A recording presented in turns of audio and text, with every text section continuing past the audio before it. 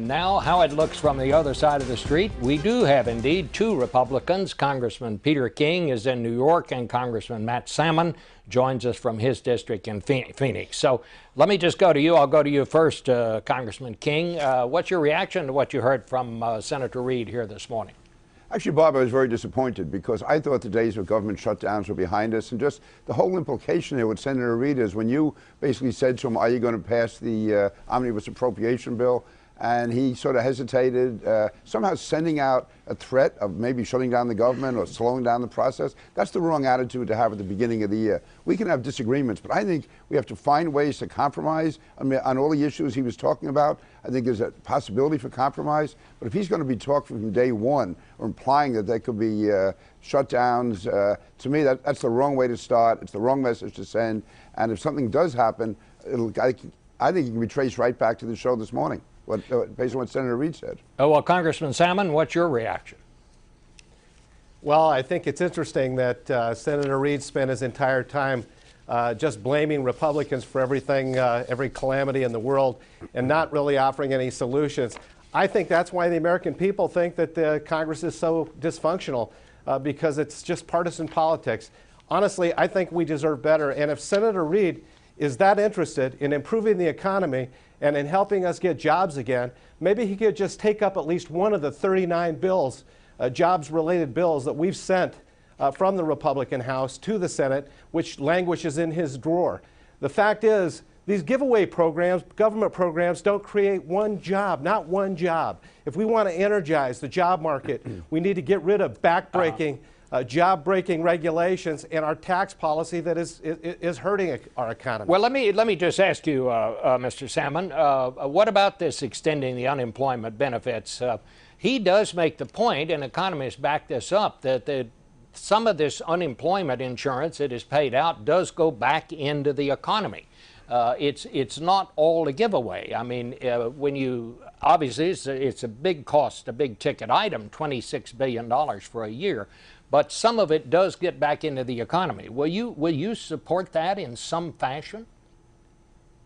If the senator comes up with any kind of a reasonable idea to offset the $26 billion, I think that he might find some people that are willing to talk to him. But I think that we need to focus our attention more on not what the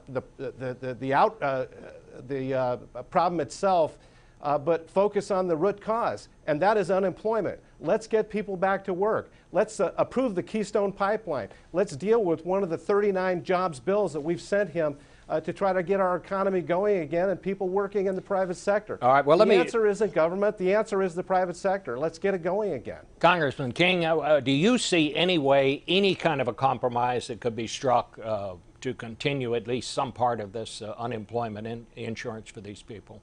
Yeah, I agree with what Matt said about cutting back on the regulations and trying to unleash the economy in the private sector. I would, however, want to support an extension of unemployment benefits, at least to some extent, for a brief period of time. And only speaking for myself, I'm not saying it has to be offset dollar for dollar, but there has to be some compromise coming from the Democrats. I don't want to have this permanent state of unemployment insurance where we end up like Europe. On the other hand, there are people who are looking for work, who need some help. So I would like to find a way to get a compromise to extend unemployment insurance, at least for a brief period of time. But at the same time, the Democrats should make compromise as far as some burdensome regulations to attempt to unleash the economy, because the ultimate answer is not unemployment insurance. The ultimate answer is more jobs. But for a temporary period of time, I could see an extension of unemployment benefits, but again, with restrictions on it, so we don't have a permanent class of people on unemployment insurance, and it doesn't become an impediment to jobs, and it doesn't create a state of dependency. Let me ask both of you, do you think there is any chance that raising the minimum wage will happen this year, Mr. Salmon? Well, first of all, I think that the raising of the minimum wage actually hurts the very people we're trying to help. If the Obama administration wants to raise the minimum wage to $10 an hour, and I don't believe, again, that's the government is the answer. I believe that the answer is to can I just stop you and just ask you an obvious question? Why does it hurt someone to pay them more money? Because that's what you just said. Well, I'll tell you how it hurts them. The people that are mostly on minimum wage are the folks that are 18 to 28. And those folks right now have the highest unemployment rate in the country by far, not even close. And history has shown us that when the minimum wage rises, those companies that are paying minimum wage jobs end up laying people off, and they end up hiring less people. And that's what I mean by them actually being the people that are hurt. Gotcha. Mr. King, what do you think about it? Do you think we ought to raise the minimum wage? I've supported it in the past, but for the last several years I have not, because when the economy is down the way it is, I think it's an extra burden that you're imposing on employers as they try to come out of the recession. I would again consider an increase in it, but it has to be coinciding with a cutting back on some of the burdens that are on employers.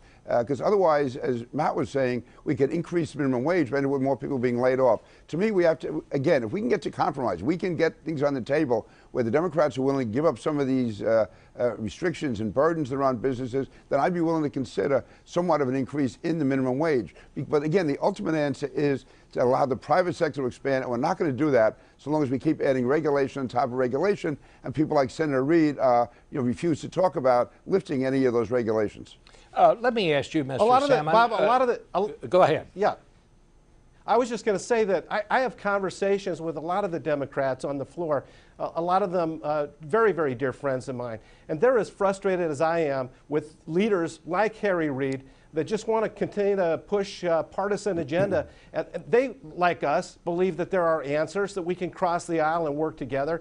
But I think that the leadership has to come from the top. When I was in Congress before, we served with Bill Clinton as president. In fact, Peter King and I both served together during the 90s, and we were able to do all kinds of things.